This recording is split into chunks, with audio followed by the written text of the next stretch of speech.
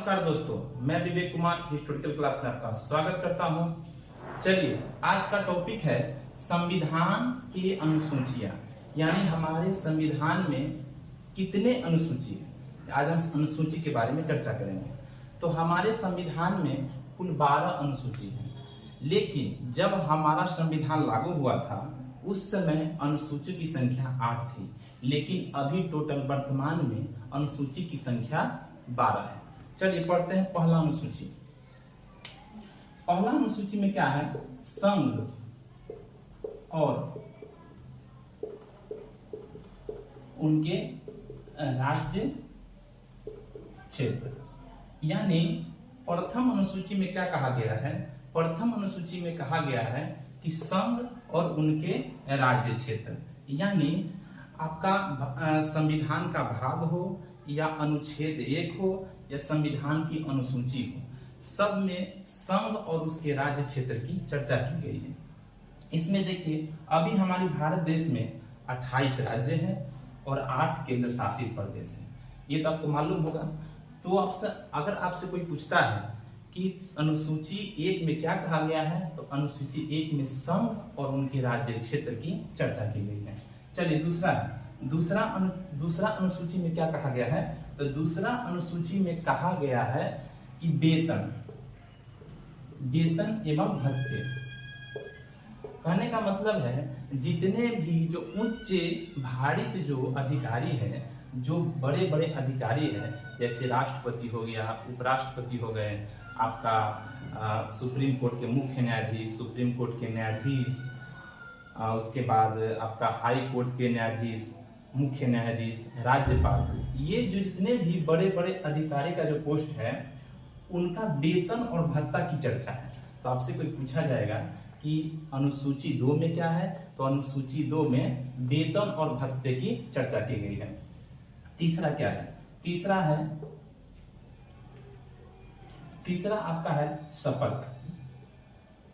शपथ, यानी जितने भी बड़े भारित जो पोस्ट हैं उनका शपथ का बात बोला गया है। जैसे प्रधानमंत्री, राष्ट्रपति, उपराष्ट्रपति, सर्वोच्च न्यायालय के मुख्य न्यायाधीश, लोकसभा अध्यक्ष, आपका लोकसभा उपाध्यक्ष, विधानसभा अध्यक्ष, विधानसभा के उपाध्यक्ष, जितने भी है उन सबकी शपथ की बात बोली गई है। अनुसूची 4 में क्या चर्चा की गई है? राज्यसभा की सीटों का आवंटन किया गया है। राज्यसभा के सीट की चर्चा की गई है, यानी कौन से क्षेत्र से कितने सीट आएंगे, यानी कौन स्टेट से कितने सीट आएंगे, कितने सीट रहेंगे, ये सब की चर्चा, राज्यसभा के सीट की चर्चा आपका भाग 4 में किया गया है। चलिए भाग 5 की तरफ बढ़ते हैं।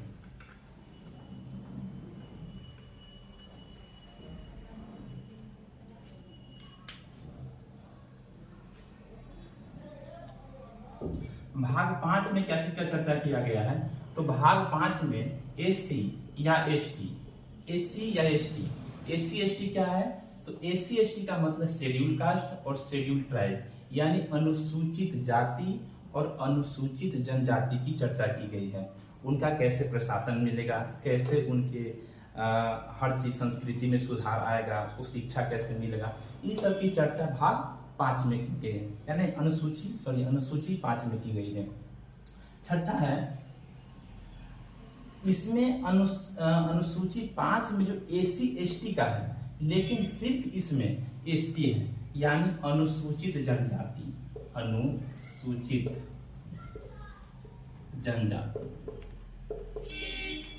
देखिए, इसमें अनुसूचित जाति भी है और जनजाति की चर्चा है, लेकिन अनुसूची 6 में एसटी यानी शेड्यूल ट्राइब का अनुसूचित जनजाति की चर्चा है।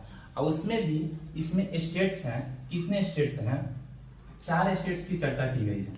पहला आपका हो गया त्रिपुरा, दूसरा हो गया मिजोरम, तीसरा हो गया मेघालय और चौथा हो गया असम। यानी 1 2 3 4 तो भाग 6 अनुसूची 6 में क्या कहा गया है, अनुसूची 6 में कहा गया है कि एसटी की चर्चा है, और एसटी में एक पार्टिकुलर स्टेट्स को दे दिया गया है, स्टेट को दे दिया गया है, जैसे त्रिपुरा हो गया, मिजोरम हो गया, मेघालय आपका हो गया, असम हो गया। इस जो स्टेट में जितने भी जनजाति हैं उनके प्रशासन की बात की हुई है, ठीक है। अब चलिए 7 अनुसूची में क्या कहा गया है, तो 7 अनुसूची में कहा गया है कि इसमें सूची की बात बोली गई है, यानी केंद्र और राज्य के बीच में जो सूची का जो बंटवारा किया गया, शक्तियों का बंटवारा किया गया। तो आपसे पूछा जाएगा कि 7वीं अनुसूची में क्या है, तो 7वीं अनुसूची में केंद्र राज्य के बीच विषय का बंटवारा है। केंद्र और राज्य के बीच, केंद्र एवं राज्य के बीच शक्ति का बंटवारा है। शक्ति का माने केंद्र और राज्य के बीच शक्ति का बंटवारा किया गया है। जैसे आप बताते हैं, हम भली भांति जानते हैं कि 3 प्रकार की सूची है। एक हो गया संघ सूची, दूसरा हो गया राज्य सूची, और तीसरा हो गया समवर्ती सूची। समवर्ती सूची, तो संघ सूची ऐसा सूची है जिस पर बस सेंट्रल गवर्नमेंट ही कानून बना सकती है, सेंट्रल गवर्नमेंट। राज्य सूची का विषय पर जो कानून बनाता है वो राज्य ही विषय भी कानून बना सकती है। समवर्ती सूची माने सम माने बराबर, और जिसका बराबर अधिकार हो, यानी सेंट्रल और स्टेट दोनों मिलकर जो कानून बनाएगी उसको समवर्ती सूची में बनाएंगे। राज्य सूची में सिर्फ स्टेट बनाएंगे, और संघ सूची में बस केंद्र बनाएंगे। लेकिन बहुत इंपॉर्टेंट एक बात है कि संघ सूची में कितने विषय को रखा गया है, तो संघ सूची में पहले 97 विषय थे, लेकिन अभी वर्तमान में 100 विषय हैं। इस बात को आप सब लोग ध्यान रखें, बहुत एग्जाम में बहुत क्वेश्चन पूछा जाने वाला है। राज्य सूची में, तो राज्य सूची में 66 विषय थे, लेकिन अब कितना कर दिया गया है, 61 विषय कर दिया गया है। और समवर्ती सूची में कितने विषय थे, 47 विषय थे, अभी कर दिया गया है 52 विषय। इतना चीज को आप लोग ध्यान रखिएगा। संघ सूची में कितने विषय थे, 97 विषय, अभी कितने हैं, 100। राज्य सूची में कितने विषय थे, 66, अभी है 61। समवर्ती सूची में कितने विषय हैं, 47 अभी पहले थे, अभी 52 है। तो ये सब बात को ध्यान रखिएगा। अनुसूची 8 में भाषाओं की चर्चा की गई है कि भाषा क्या है, कितने भाषा को संवैधानिक भाषा माना गया है, यानी संविधान में उस भाषा की चर्चा है। देखिए, तो अभी जब हमारा संविधान लागू हुआ था उस समय भाषा कितने थी, तो उस समय 14 भाषा थी, 14 भाषा को उल्लेख किया गया है। लेकिन वर्तमान में ये भाषा कितना हो गई है, ये भाषा बढ़ के 22 हो गई है। तो इसमें कितने भाषा जुड़ा गया है, इसमें जो है ना 8 भाषा जुड़ा गया है, तब जाके 22 भाषा बना है। तो बहुत इंपॉर्टेंट है कि ये 8 भाषा कौन कौन है और किस किस संविधान संशोधन द्वारा इस भाषा को जोड़ा गया। चलिए, पहला 21वां संविधान संशोधन। 21वां संविधान संशोधन 1967 में एक भाषा है सिंधी भाषा, सिंधी भाषा को जोड़ा गया। उसके बाद है 71वां संविधान संशोधन। 71वां संविधान संशोधन 1992 में 3 भाषा को जोड़ा गया, मणिपुरी, कोंकणी और नेपाली। बहुत इंपॉर्टेंट। दूसरा हो गया 21वां संविधान संशोधन 1967 द्वारा एक सिंधी भाषा को जोड़ा गया। 71वां संविधान संशोधन 1992 द्वारा मणिपुर, कोंकणी, नेपाली को जोड़ा गया। तीसरा जो है क्या है, 92वां संविधान संशोधन, 92 संविधान संशोधन 2003 द्वारा 4 भाषा को जोड़ा गया, मैथिली, संथाली, बोडो और डोगरी। देखिए, 21वां संविधान संशोधन 1967 द्वारा सिंधी को जोड़ा गया, 71वां संविधान संशोधन 1992 द्वारा मणिपुर कोंकणी नेपाली को जोड़ा गया और 92वां संविधान संशोधन 2003 द्वारा 4 भाषा को जोड़ी गई, मैथिली, संथाली, बोरो, डोगरी। ठीक है, इतना बहुत इंपॉर्टेंट है, आप लोग ध्यान रखिएगा। अब आते हैं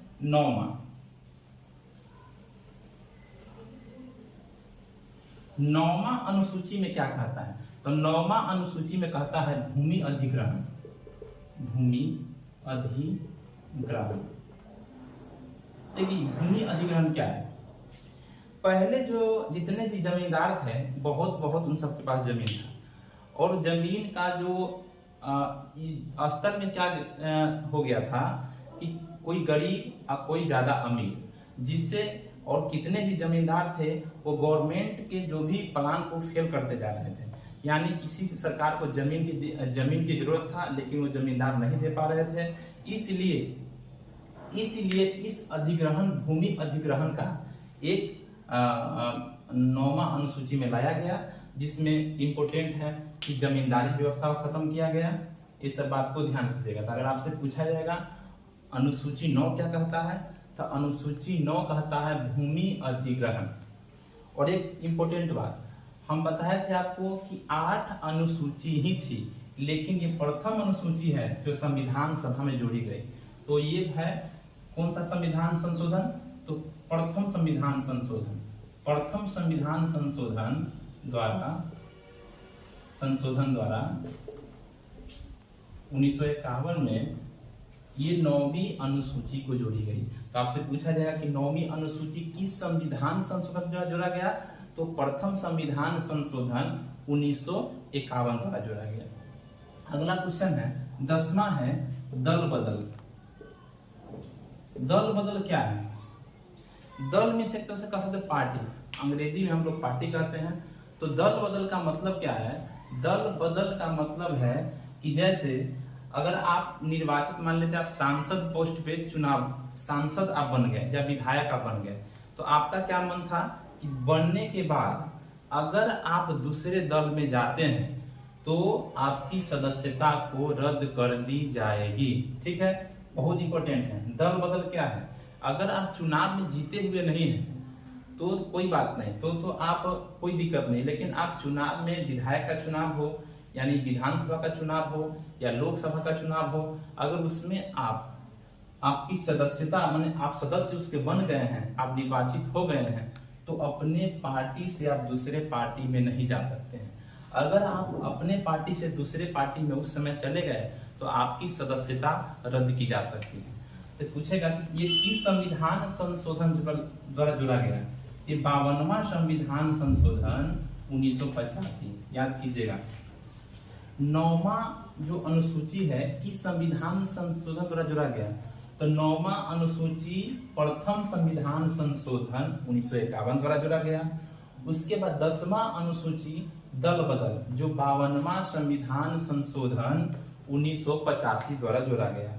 अगला है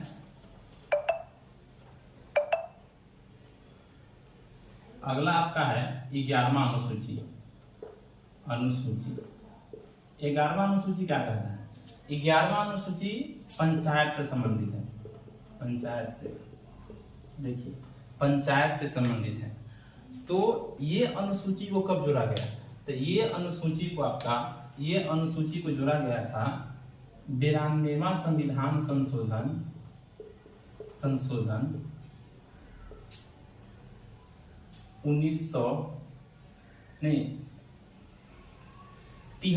संविधान संशोधन 1992 में। तो आपसे पूछा जाएगा कि 11वां अनुसूची कब जोड़ी गई? तो 11वां अनुसूची जोड़ी गई 73वां संविधान संशोधन 1992 द्वारा।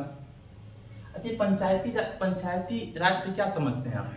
तो पंचायती राज में 3 तरह के त्रिस्तरीय की व्यवस्था किया गया था। 3 स्तर माने सबसे छोटा, यानी सबसे छोटा जो चुनाव होता है वो क्या? पंचायत का ही चुनाव होता है। ठीक है, तो पहला जो आपका है इसमें इसको 3 चीज में बांटा गया है। एक ग्राम पंचायत है, एक पंचायत समिति है और एक जिला परिषद है। बात समझिएगा। सबसे छोटा चुनावी निकाय कौन है? तो ग्राम पंचायत है। उसके बाद पंचायत समिति है और जिला परिषद। जो मुखिया जो होता है ग्राम पंचायत का होता है, पंचायत समिति एक जिला, जो जिला में काम करते हैं वो जिला परिषद होते हैं, और उसके बाद और जो ग्राम में काम करते हैं वो मुखिया कह सकते हैं, यानी ग्राम पंचायत। तो सबसे छोटा चुनावी निकाय क्षेत्र कौन है? तो ग्राम पंचायत है। सबसे इंपॉर्टेंट बात है, इसमें कितने विषय को रखा गया था? तो 11वां अनुसूची में इसमें 29 विषय को रखा गया था। कितने विषय को?